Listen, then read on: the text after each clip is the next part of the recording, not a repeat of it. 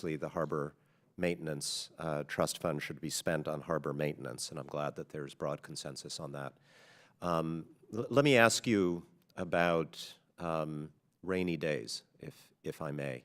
I represent New Jersey, and as you well know, Hurricane Sandy caused tremendous damage to ports in New Jersey and New York, including to fuel oil, chemical facilities in port areas, extreme flooding at inland facilities and in transit tunnels used by thousands of New Jersey and New York residents every day. And so my question to anybody who might want to take it is, what has been done and what is being done to prepare our ports for the next big storm?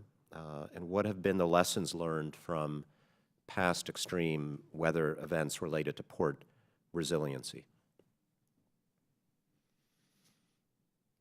Who'd like to take that? I'll take a stab at that. So we have big storms. On the East Coast here, they call them hurricanes. We just call them another day at the beach. And the deferred maintenance in our port on the jetty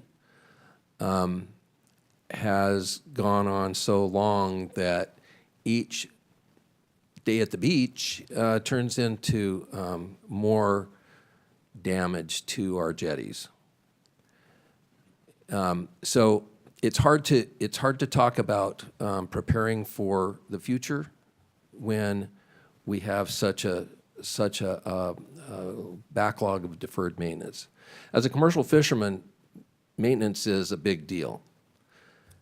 If I don't take care of my boat doesn't take care of me. I don't get home to my family. And I see the ports that I travel, and I go into ports all up and down the West Coast.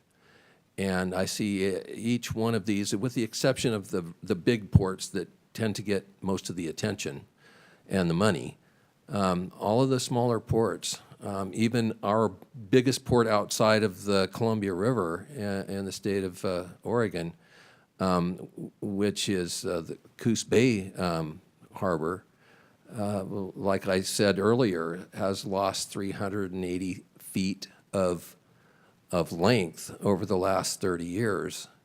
And we desperately need to bring that back at least halfway to where it was so that we can keep everything moving, all the moving parts that need to keep moving. So I don't know if I addressed your question, but it's important to me to look at maintenance, the deferred maintenance first before we try to look into the future. Understood. Thank you. Does anyone else want to chime in? Yes, our preparation is around three main areas. Seismic preparation, number one, based on our geography and close proximity to fault lines. Number two is sea level rise, something that we have watched and we are required by the state of California to report on and report contingency planning. And then thirdly, stormwater capture and what we do with the shifting land mass. In our geography, we're not as susceptible to the types of storms in your home state.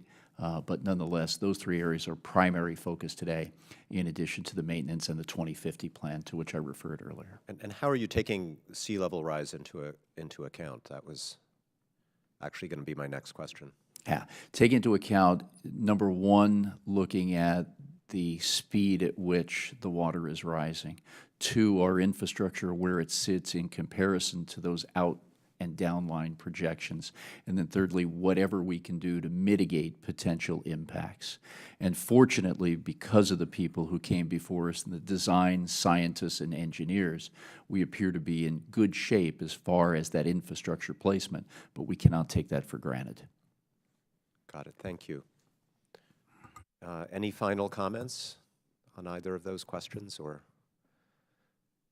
anything else? Because I think we are about to wrap up.